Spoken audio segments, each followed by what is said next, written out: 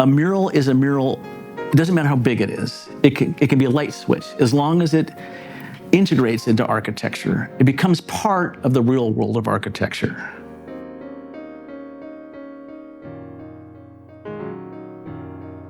I'm John Pugh. I'm an artist. I live in Ashland. I live right around the corner from my mural studio. I love creating public art that connects with people, and it feels like a very powerful role, and I wouldn't trade it for anything. The genre, the type of work I do, is called trompe l'oeil, which in French means trick of the eye. It actually tricks the eye into believing that something's happening with a wall or projecting out that isn't really there.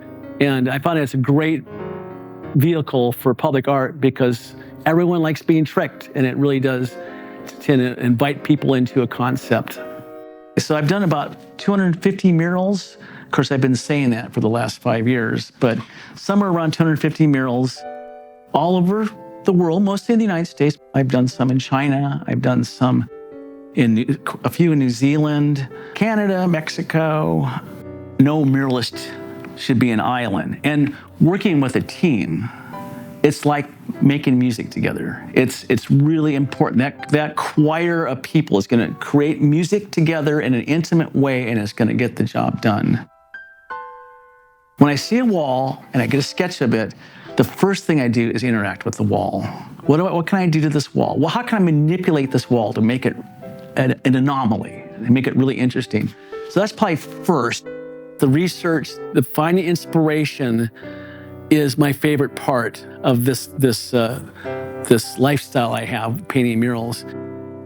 It's always about trying to find out about the history. And I think that explaining the history visually with public art in a fresh way, if people in the community learn about the history, they share this common bond, and it creates a pride of place. It bridges gaps. It creates community, just understanding the history more.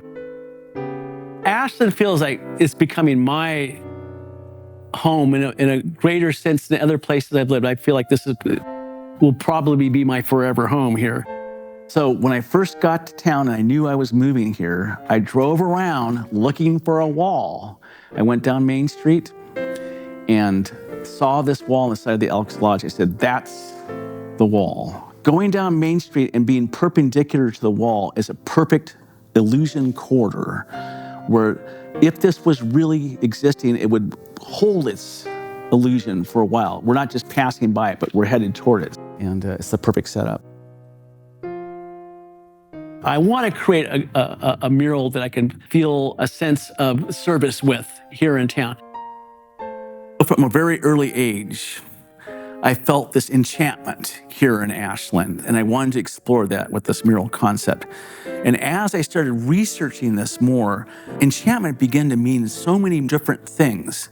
And it was because of the original inhabitants here and how they tended the garden is why this place is so enchanting. Especially in the plaza area, this is a sacred place called Where the Crow Lights, and it was a Shasta village. The Native Americans here were definitely part of this circle of life with the animals and nature, all sorts of things that actually heighten the effectiveness of the world as a source, as our living organism that we're part of.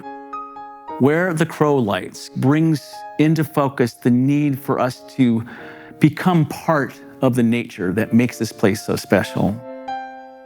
I've always loved Ashland, and now that I call this place my home, I want to create something for the community that I live in.